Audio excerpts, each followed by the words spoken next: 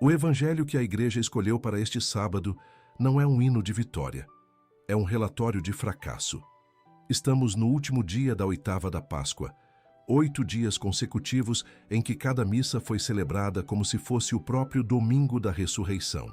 8 dias de aleluia ininterrupto, de glória cantado em todas as celebrações, de círio pascal aceso como sinal de que Cristo venceu a morte. 8 dias em que a igreja inteira vestiu branco, em que os paramentos brilharam sobre os altares, em que as flores voltaram ao presbitério depois da nudez da Sexta-feira Santa, em que o incenso subiu denso nas catedrais do mundo inteiro. E o evangelho que encerra essa semana de glória é este: 3 aparições do ressuscitado, 3 recusas de acreditar. São Marcos, capítulo 16, é o mais breve e o mais duro dos relatos pascais. Não há jardim perfumado, não há caminhada até Emaús, não há peixe assado na praia. Há um resumo seco, quase telegráfico, de tudo o que aconteceu depois da manhã de Páscoa. E o que aconteceu foi isto: Jesus apareceu primeiro a Maria Madalena, aquela de quem havia expulsado 7 demônios. Marcos faz questão de identificá-la. A primeira testemunha da ressurreição não é Pedro, não é João. É uma mulher cuja palavra, na cultura jurídica judaica do primeiro século, não era aceita como testemunho válido em tribunal. Ela correu para anunciar aos discípulos que estavam de luto e chorando. Não acreditaram. Em seguida, Jesus apareceu a 2 deles enquanto caminhavam para o campo com outra aparência. Voltaram e contaram aos outros. Também não acreditaram. Por fim, apareceu aos 11 enquanto estavam à mesa, e não abraçou, não sorriu, não disse paz. Repreendeu a falta de fé, repreendeu a dureza de coração. Repreendeu porque não tinham acreditado naqueles que o viram ressuscitado. É possível imaginar a cena. A sala com as portas fechadas, o cheiro de pão e azeite sobre a mesa, o som das vozes baixas de homens que ainda estão de luto, que ainda não entendem, que ouviram 3 testemunhos diferentes e disseram não a todos. E então Jesus entra. Não atravessa a parede como em outros relatos. Marcos não descreve como ele chega. Apenas diz que apareceu. E a primeira coisa que fez não foi consolar, foi confrontar. A igreja não escolheu esse texto por acaso. Colocou-o na véspera do domingo da Divina Misericórdia, no último dia, antes de a oitava se fechar. Como se dissesse: antes de celebrar a misericórdia, olhe para a dureza. Antes de receber o perdão, reconheça a recusa. A ressurreição não é fácil de acreditar. Não foi fácil para os 12, não é fácil para nós. E, no entanto, o salmo que a liturgia repete todos os dias desta oitava, o mesmo salmo 8 vezes seguidas, diz: este é o dia que o Senhor fez para nós. Até hoje, mesmo neste sábado de incredulidade, mesmo diante de corações duros, o Senhor fez este dia, e talvez seja exatamente por isso que a oitava existe. A Páscoa é a única festa do ano litúrgico que a Igreja considerou grande demais para um só dia. O Natal tem a sua oitava, mas a oitava da Páscoa é diferente. Enquanto os dias da oitava natalina comportam festas de santos, Santo Estevão, São João Evangelista, os santos inocentes, os dias da oitava da Páscoa não cedem lugar a ninguém. Cada um dos 8 dias é celebrado como solenidade do Senhor. Nenhuma memória de santo é permitida, nenhuma missa votiva, nenhuma missa de funeral, a não ser a Ezequiel em caso de necessidade. Durante 8 dias, tudo na liturgia gira em torno de uma única realidade: Cristo ressuscitou dos mortos. As normas universais do ano litúrgico dizem que os 50 dias do tempo pascal devem ser celebrados como se fossem um único dia festivo, um grande domingo. Mas a primeira semana desses 50 dias tem um peso próprio. Santo Agostinho, na Carta 55, chama esses dias de os 8 dias dos neófitos, porque era nessa semana que os recém-batizados da Vigília Pascal viviam a parte mais intensa da sua iniciação cristã. O Salmo responsorial é o mesmo em todos os dias da oitava, o Salmo 117. Este é o dia que o Senhor fez para nós, alegremo-nos e nele exultemos. Não muda. Repete-se 8 vezes, como se a igreja quisesse gravar na memória dos fiéis: e dos neófitos em particular, que cada um desses dias é o dia do Senhor. A repetição não é descuido, é pedagogia. A mesma verdade precisa ser ouvida com ouvidos diferentes a cada manhã. Para entender o que acontecia, é preciso voltar ao século IV, quando o catecumenato era uma realidade viva. Homens e mulheres adultos passavam meses, às vezes anos, se preparando para o batismo. Estudavam as Escrituras, faziam jejuns, participavam de exorcismos, aprendiam o credo de memória. Na noite da vigília pascal, desciam as águas batismais. Eram mergulhados 3 vezes em nome do Pai, do Filho e do Espírito Santo, e emergiam para uma vida nova. Ao saírem da água, recebiam uma túnica branca. Aquela veste não era um enfeite.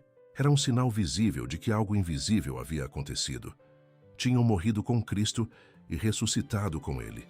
Eram criaturas novas. Durante toda a oitava, os neófitos usavam essa túnica em público. Participavam da liturgia todos os dias, e todos os dias recebiam o que a tradição chamava de catequeses mistagógicas, explicações sobre o significado profundo dos sacramentos que acabavam de receber. São Cirilo de Jerusalém deixou registradas 5 dessas catequeses, que são até hoje um dos textos mais belos da patrística. Nelas ele explica aos recém-batizados o que significou cada gesto da vigília. A renúncia a Satanás de costas para o ocidente, a profissão de fé voltada para o oriente, a água que é túmulo e ventre materno ao mesmo tempo, o óleo do crisma que faz de cada batizado um ungido. Havia um cuidado extremo com esses ensinamentos. Nos primeiros séculos, vigorava o que a tradição chama de disciplina do arcano. As realidades mais sagradas do cristianismo, especialmente aquelas ligadas aos sacramentos, não eram reveladas aos não batizados. Os catecúmenos aprendiam o credo, as escrituras, a moral. Mas o significado profundo da Eucaristia, do batismo, da unção, esses mistérios só eram explicados depois de recebidos. Por isso, as catequeses eram chamadas mistagógicas. Conduziam para dentro do mistério. Não se tratava de guardar segredo por elitismo. Tratava-se de respeitar a ordem da experiência. Primeiro viver, depois entender. Primeiro mergulhar na água, depois descobrir o que a água significou. A peregrina etérea que visitou Jerusalém no final do século IV deixou um relato precioso sobre como essa semana funcionava na Cidade Santa. Ela descreve que, após as celebrações de cada dia, o bispo levava os neófitos à Anástasis, a Basílica da Ressurreição, construída sobre o próprio túmulo de Cristo. E ali, diante do lugar onde tudo aconteceu, explicava o que tinham vivido no batismo. As paredes de pedra da basílica, a penumbra das velas, o cheiro de incenso, e o bispo falando aos recém-nascidos na fé sobre a água que os matou para o mundo e os fez viver para Deus. Em Roma, a oitava tinha um trajeto geográfico. Cada dia, a missa era celebrada em uma basílica diferente. A comunidade inteira peregrinava pela cidade com os neófitos, de igreja em igreja, como quem percorre as estações de um caminho. Neste sábado, a celebração voltava à Basílica de São João de Latrão, o lugar onde tudo havia começado. Era ali que ficava o batistério, e era ali que os neófitos, neste dia, depositavam as túnicas brancas. O gesto era simples e imenso. As fontes batismais de Latrão eram octogonais, 8 lados, como os 8 dias da oitava, como o 8º dia da criação, o dia que não tem fim, o dia da eternidade. Os neófitos entravam no batistério, dobravam as vestes brancas e as deixavam ali. O linho branco sobre a pedra fria. O silêncio do gesto. A última vez que tocariam aquela túnica que durante 7 dias dissera ao mundo quem eles eram. A partir de amanhã, iriam à missa com as roupas comuns. Ninguém na rua saberia que tinham sido batizados. A marca não estaria mais na veste, estaria na vida.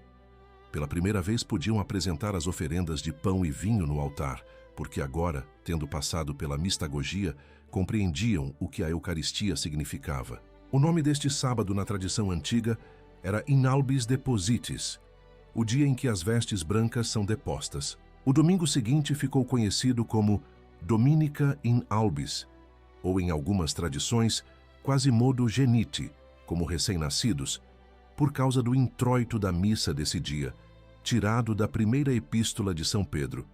Como crianças recém-nascidas, desejai o puro leite espiritual. Os neófitos, ao depor as vestes, não deixavam de ser novos. Continuavam recém-nascidos, apenas começavam a caminhar com as próprias pernas. A veste ia embora. O que ela significava, precisava ficar. A primeira leitura deste sábado mostra o que acontece quando a ressurreição finalmente entra no coração de alguém. E o contraste com o Evangelho não poderia ser mais violento. No Evangelho de São Marcos, os apóstolos ouvem o testemunho de 3 fontes diferentes e não acreditam em nenhuma. Na primeira leitura do livro dos Atos dos Apóstolos, capítulo 4, 2 desses mesmos homens, Pedro e João, estão diante do Sinédrio, o Tribunal Supremo de Israel, enfrentando os chefes dos sacerdotes, os anciãos e os escribas. E o texto diz que os membros do Sinédrio ficaram admirados. Não porque Pedro e João tivessem diplomas ou títulos.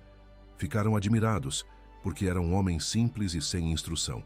Gente comum, pescadores, pessoas que poucas semanas antes estavam trancadas numa sala com medo dos judeus. E então o texto acrescenta uma frase que é talvez a mais reveladora de todo o livro dos Atos. Reconheciam que eles tinham estado com Jesus.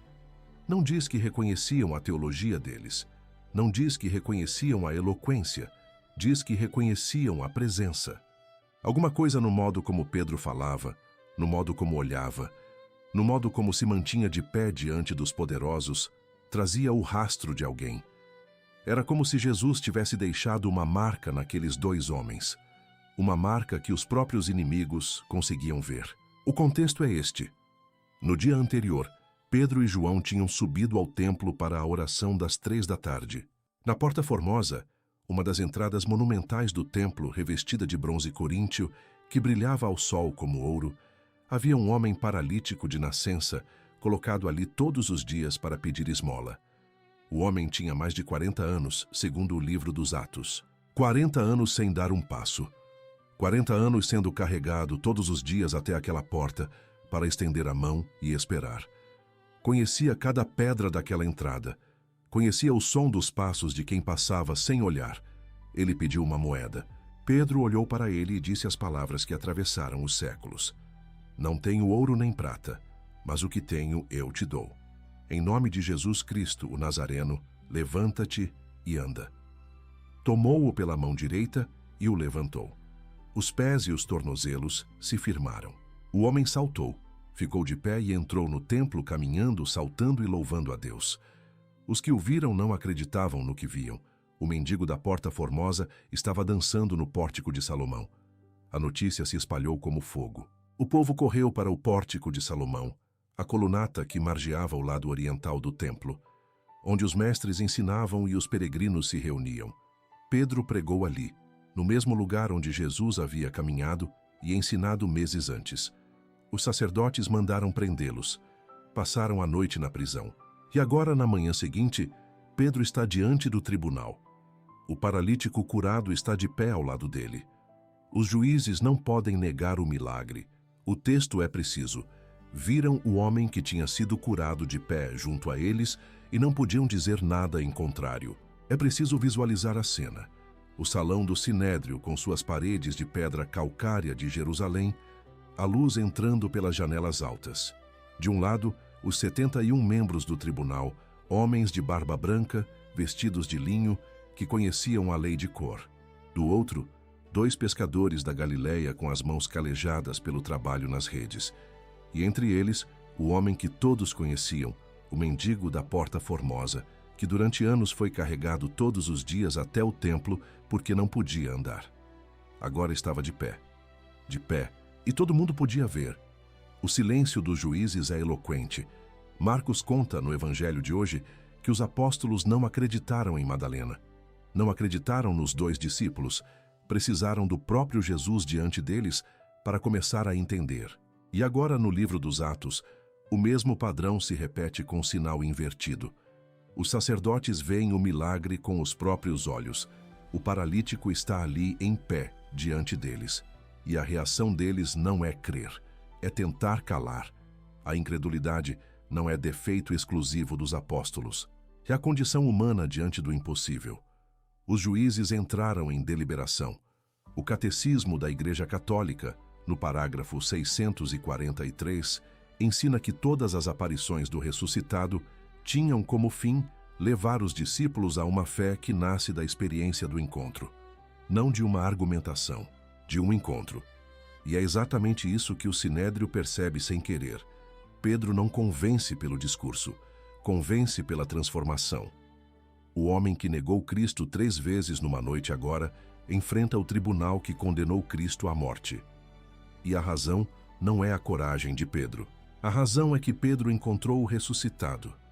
A cena no Sinédrio é também uma cena de cheiros e sons, o incenso do templo que se infiltra pelas frestas, o murmúrio dos anciãos consultando entre si, o som dos pés do paralítico batendo no chão de pedra, pés que nunca haviam tocado o chão com força. Pedro fala com a voz de quem não tem mais nada a perder, porque quem encontrou o ressuscitado já perdeu o medo de perder. O que vamos fazer com esses homens? Perguntam entre si os sacerdotes. Eles realizaram um milagre claríssimo, e o fato tornou-se de tal modo conhecido por todos os habitantes de Jerusalém que não podemos negá-lo. A solução deles é patética e previsível: ameaçar, proibir, mandar calar. Chamaram Pedro e João de volta ao salão e ordenaram que não falassem mais nem ensinassem em nome de Jesus. Pedro e João respondem com uma frase que se tornou o lema de toda a evangelização cristã: quanto a nós, não nos podemos calar sobre o que vimos e ouvimos. Os sacerdotes os ameaçaram mais e os soltaram, sem encontrar motivo para castigá-los, porque o povo inteiro glorificava a Deus pelo que havia acontecido. Esse é o arco da oitava inteira.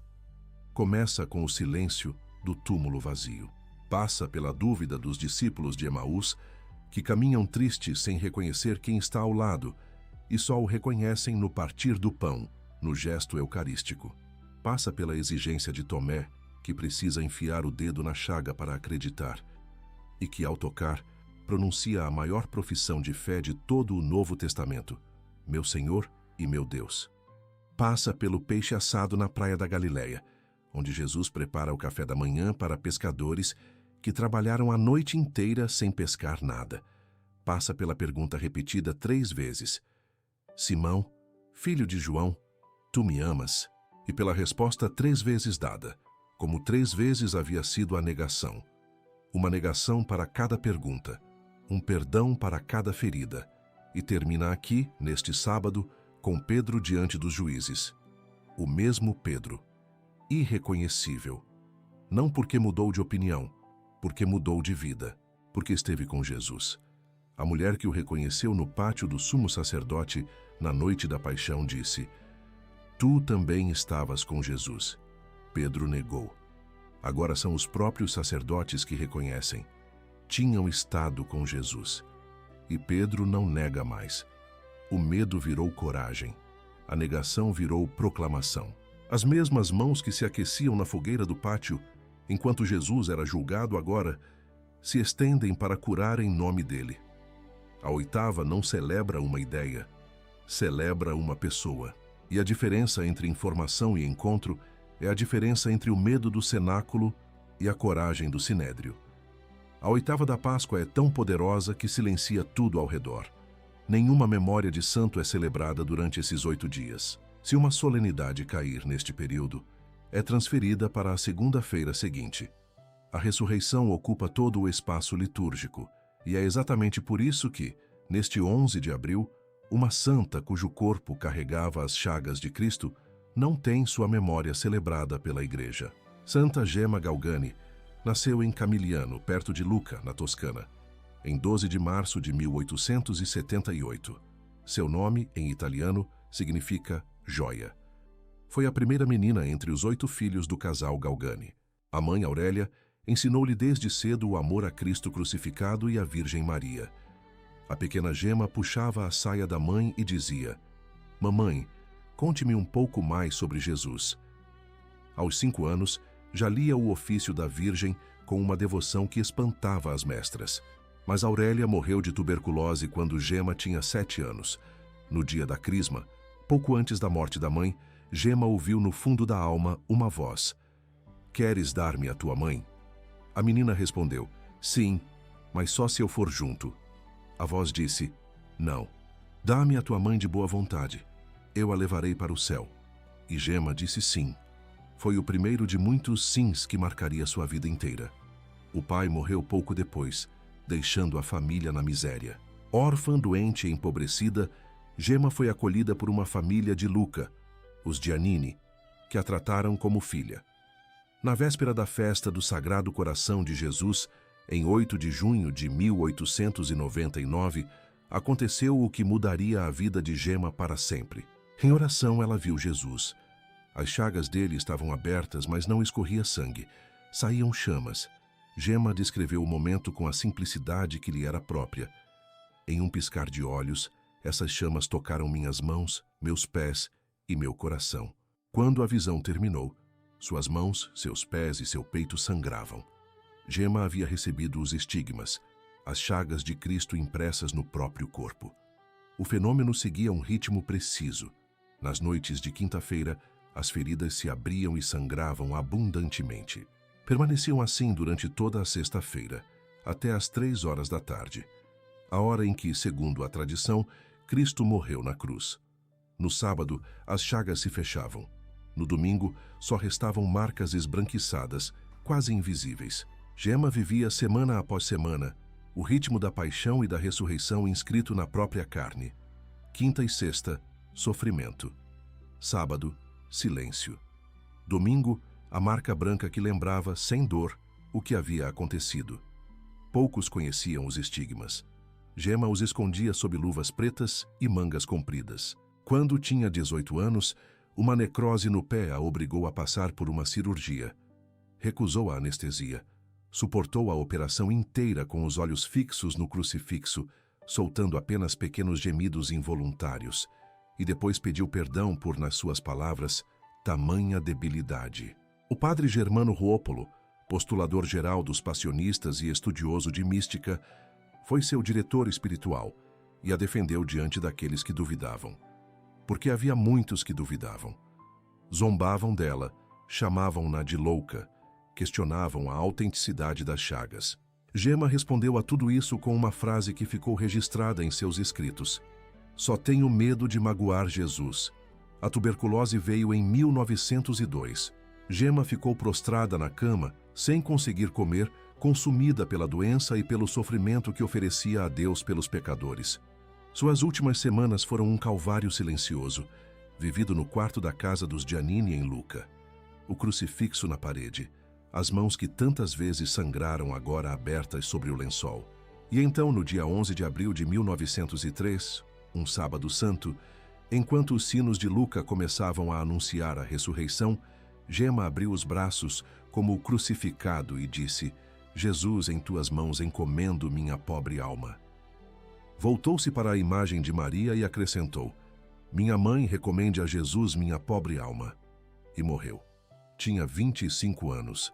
A santa que viveu a paixão no corpo morreu no exato momento em que a igreja celebrava a vitória sobre a morte.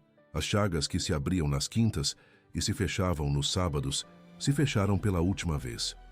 O Papa Pio XII a canonizou em 1940 e a declarou modelo para a juventude da igreja. Há uma pintura que conecta tudo o que a oitava ensina sobre chagas, dúvida e fé. Entre 1601 e 1602, Caravaggio pintou A Incredulidade de São Tomé, hoje exposta na Galeria de Sanssouci, em Potsdam, na Alemanha. É a pintura mais copiada de Caravaggio, 22 réplicas conhecidas só no século XVII. Foi encomendada pelo banqueiro romano Vincenzo Giustiniani, profundamente envolvido na cultura da Contra-Reforma, que via na arte um meio de reacender a fé. A cena mostra 4 figuras contra um fundo escuro. Cristo, envolto no que parece ser o próprio sudário, segura a mão de Tomé e a guia para dentro da ferida no lado. As 4 cabeças formam o desenho de uma cruz. Tomé tem sujeira debaixo das unhas. É um trabalhador, um homem comum, não um filósofo. A luz vem de cima, de uma fonte invisível. e banha Cristo enquanto a sombra cobre os apóstolos. Mas à medida que Tomé toca a chaga, a luz começa a alcançá-lo também. Caravaggio pintou a dúvida como porta de entrada para a fé. A sombra não é o fim, é o caminho até a luz.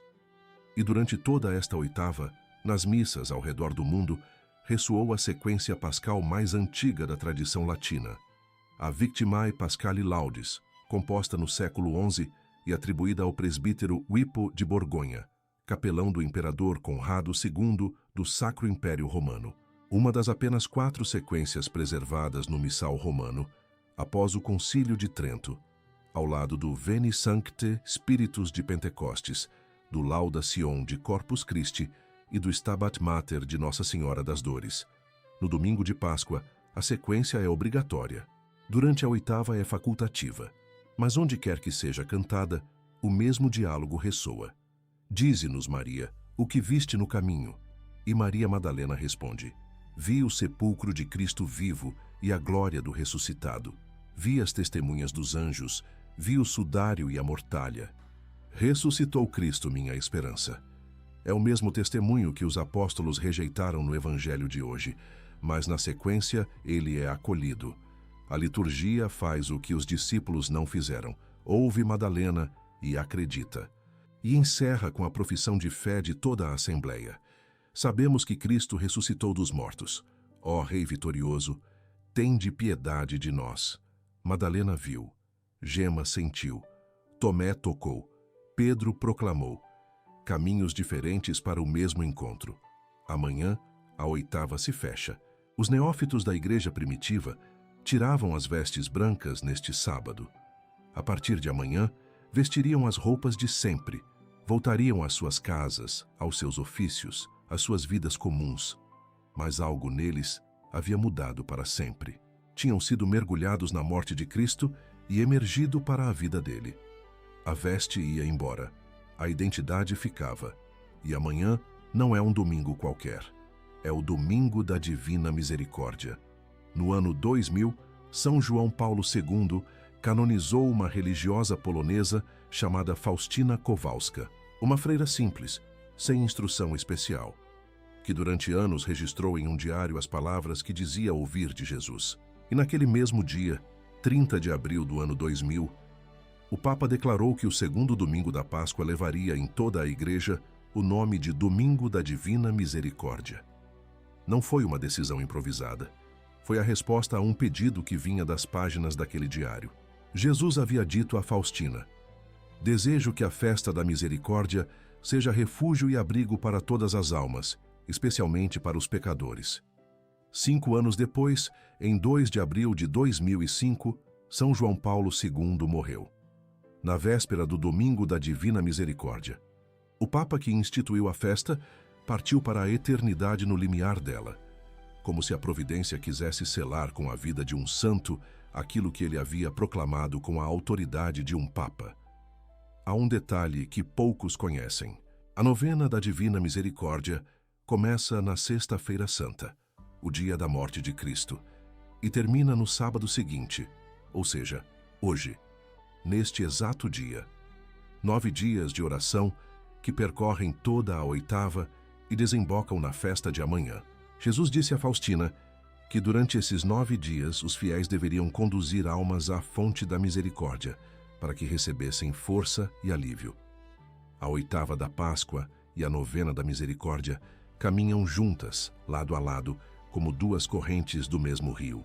A imagem da Divina Misericórdia mostra Jesus com 2 raios saindo do peito. Um vermelho, um pálido. Sangue e água.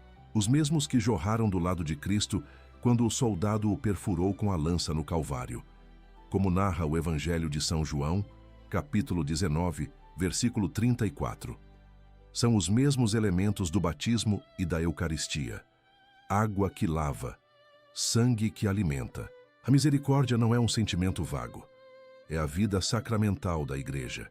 E o Evangelho de hoje termina com uma ordem. Depois de repreender os apóstolos pela dureza de coração, Jesus não os abandona, não os substitui, não escolhe outros mais dignos. Ele faz exatamente o contrário. Olha para aqueles homens que falharam 3 vezes em acreditar e lhes diz: Ide pelo mundo inteiro e anunciai o Evangelho a toda criatura. A última frase do Evangelho deste sábado é a primeira frase da missão cristã. Ide. Não quando estiverem prontos, não quando não tiverem mais dúvidas. Agora, com a dureza de coração ainda fresca, com a vergonha da recusa ainda no peito, ide assim mesmo, porque a missão não nasce da perfeição, nasce do encontro, e vocês estiveram comigo. A oitava começou com o túmulo vazio, termina com o mundo inteiro, começou com o medo dos discípulos, termina com o envio. Começou com a pedra removida, termina com as portas abertas. Este sábado é o dia da passagem, da veste branca à roupa comum, das chagas fechadas à vida aberta, da dúvida à proclamação, da oitava à misericórdia. Os estigmas de gema se fechavam no sábado. As vestes brancas dos neófitos eram depostas no sábado. O sábado é o dia em que o visível se recolhe para que o invisível possa agir. As chagas não desaparecem. Ficam como marcas esbranquiçadas. A túnica vai para o batistério, mas o batismo permanece na alma. O sábado não é o fim. É a preparação para o que vem depois. Amanhã, quando ouvir o sino tocar para a missa do domingo da Divina Misericórdia, lembre-se: você não precisa ser perfeito para ser enviado. Pedro negou 3 vezes e pregou diante do Sinédrio. Os apóstolos recusaram 3 testemunhos e receberam a maior missão da história. Gema carregou chagas que ninguém via e morreu quando os sinos cantavam a vitória. A ressurreição não espera que você esteja pronto. Ela vem até você enquanto você ainda está à mesa, de luto, com o coração duro, e diz: Ide. Se este roteiro tocou o seu coração, compartilhe com alguém que precisa ouvir.